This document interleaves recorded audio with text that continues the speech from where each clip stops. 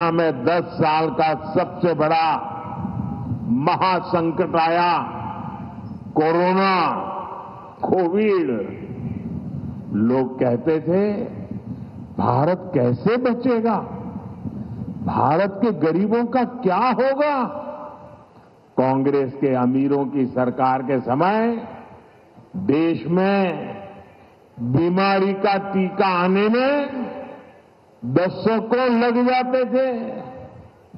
मोदी ने कहा कि मैं अपने देश के हर गरीब के साथ खड़ा हूं।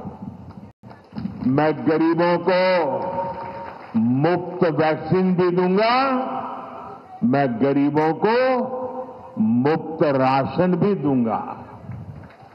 ऐसे समय में जब दूसरे देशों में कोरोना का एक एक टीका हजारों रुपये में लग रहा था, मोदी ने आपको मुफ्त टीका लगवाया। ऐसे समय में जब दूसरे देशों में खाने के लिए हाहाकार मचा था, मोदी ने अपने गरीब भाई बहनों के लिए मुफ्त राशन की दुकान खुलवा दी। मुफ्त राशन, मुफ्त वैक्सीनेशन पर मोदी ने 4 लाख करोड़ रुपए से ज्यादा खर्च किए। और इतना ही नहीं, मुफ्त राशन की योजना को मोदी ने अगले 5 साल तक और बढ़ा दिया है। आने वाले 5 साल भी मोदी ये मुफ्त राशन की सेवा करता रहेगा। और इसके कारण गरीब का ये पैसा बच रहा है। और जब पैसा बचता है तो जिंदगी के कई सारे सपने पूरे करने को काम आता है।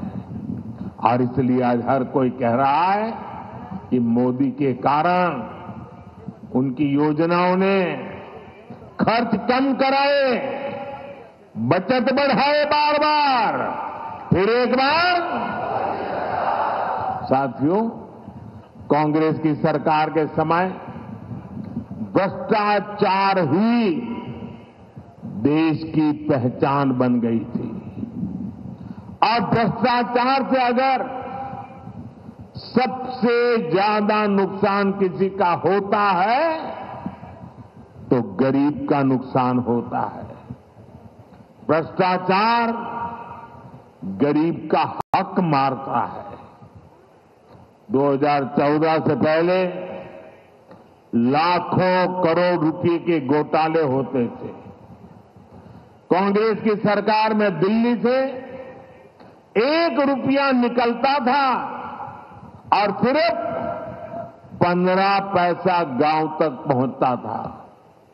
और ये मैं नहीं कह रहा हूं, कांग्रेस के ही प्रधानमंत्री ने कहा था कि दिल्ली से हम 1 रुपया भेजते हैं, 15 पैसा ही पहुंचता है। अरे भाई बताओ ना, वो कौन पंजा था जो 85 पैसे मार लेता था।